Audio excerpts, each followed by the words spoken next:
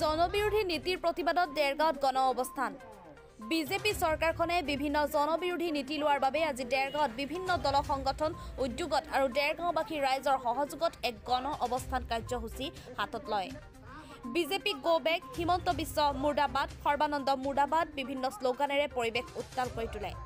প্ৰতিবাদকাৰীসকলে কৃষক বিৰোধী ৩খন আইন বাতিল কৰক, অখিল গগৈক মুক্তি দিয়ক, দেৰগাঁৱৰ 4 লেনৰ উচ্ছেদিত ব্যৱসায়ীসকলক ক্ষতিপূৰণ প্ৰদান কৰা, কা বাতিল কৰক, অত্যাৱশ্যকীয় মূল্য হ্ৰাস কৰাকে আদি কৰি বিভিন্ন দাবীৰে প্ৰতিবাদ সাব্যস্ত কৰে। উক্ত অনুষ্ঠানত গুৱাহাটী উচ্চ ন্যায়ালয়ৰ অধিবক্তা শান্তনু বৰঠাকুৰ, কৃষক নেতা কোনেশ্বৰ নৰহ, অনুসূচিত জাতি ছাত্ৰ সন্থাৰ কেন্দ্ৰীয় সভাপতি পৰমানন্দ দাস, সংগ্ৰামী নেতা ৰঞ্জিত হাজৰিকা, গোপাল কৃষ্ণ খাউণ্ড আদিয়ে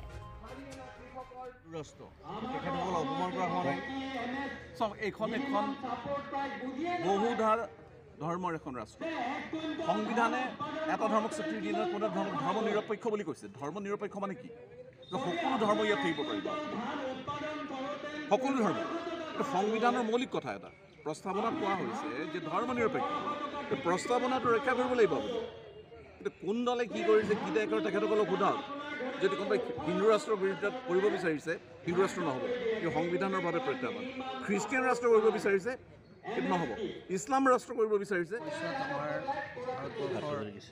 বিজেপি চৰকাৰ, নৰেন্দ্ৰ মোদী নেতৃত্বাধীন বিজেপি চৰকাৰ আৰু অসমত সৰ্বানন্দ সোণোৱাল নেতৃত্বাধীন চৰকাৰখনে যি ব্যাপক জনবিৰোধী কাম কাজ কৰি আছে, অসম বিৰোধী, অসমীয়া বিৰোধী, অসমৰ খিলঞ্জীয়া বিৰোধী যিবোৰ পদক্ষেপ লৈছে, সেইবিলাক পদক্ষেপৰ প্ৰতিবাদত আমি আজি ইয়াত দেৰগাঁৱত মানুহ সমবেত হৈছে। আৰু সেই সমবেত হোৱা ৰাইজে এক কণ্ঠেৰে কেৱল এটাই দাবী কৰিছে যে জনবিৰোধী নীতি, যি নীতি চৰকাৰে লৈছে, সেইবিলাক নীতিৰ পৰা তেওঁলোক আঁতৰি যাব লাগে। আৰু একে সময়তে আজি এটা ঐতিহাসিক সন্দিক্ষণত অসমৰ ভাৰতবৰ্ষৰ কৃষক ৰাইজে সমগ্ৰ দিল্লীক আৱৰি ধৰি মোদী চৰকাৰৰ ভেটি থৰপৰ কৰিছে। সেই প্ৰতি সহমৰ্মিতা প্ৰকাশ কৰি আজি দেৰগাঁৱৰ এই প্ৰান্তত আহি মানুহে তেওঁলোকৰ প্ৰতি কাষত থিয় হোৱাৰ চেষ্টা কৰিছে।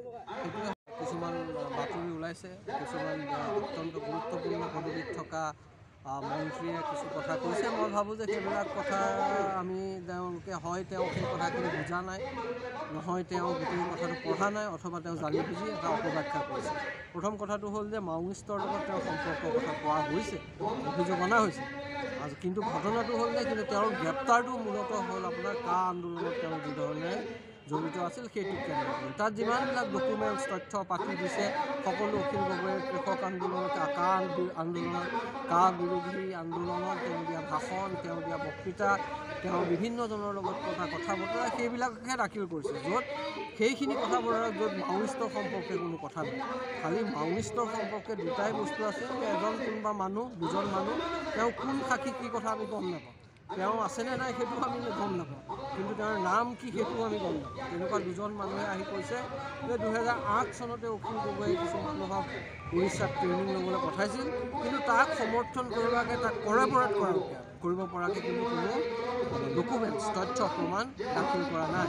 কিন্তু আদালতে বিচাৰ কৰিছে, আদালতৰ বিচাৰ কৰাৰ নিজস্ব পদ্ধতি আছে। গতিকে দুখন আদালতে বিচাৰ কৰি যিখন আইন, সেই আইনখন হ'ল আনলফুল এক্টিভিটিজ প্ৰিভেনশ্যন এক্ট। সেই আইনখনত বেইল দিয়াৰ ক্ষেত্ৰত এটা বাধা আছে, যিটো দেৱানী আইনৰ ক্ষেত্ৰত, IPCৰ ক্ষেত্ৰত নাই। সেইকাৰণে এই আইনখনৰ অধীনত তেওঁলোকে বেইল দিব নোৱাৰি বুলি কৈছে। আৰু তেওঁলোকে এই কথাও কৈছে যে এইটো টেণ্টেটিভ এটা ফাইন দিব, প্ৰাইমা ফেচা এটা ফাইন দিব। এইটো আচল কথা হয়নে নহয় সেইটো ট্ৰায়েল গোচৰ যেতিয়া চলিব, বিচাৰ চলিব, বিচাৰতহে প্ৰমাণিত। প্ৰদৰ্শন কৰিব পৰা নোৱাৰাটো তেওঁ কৰিব, কাৰণ তেওঁ যিহেতুকে কোৰ্টত আদালতৰ ভিতৰত নাছিল। আমাৰ ফালৰ পৰা কি যুক্তি প্ৰদৰ্শন কৰা হৈছিল আৰু আমি আমাৰ ফালৰ পৰা কৰিছিলোঁ সেই কথা আমি তেওঁক ব্যাখ্যা উত্তৰ দিয়াৰ প্ৰয়োজন।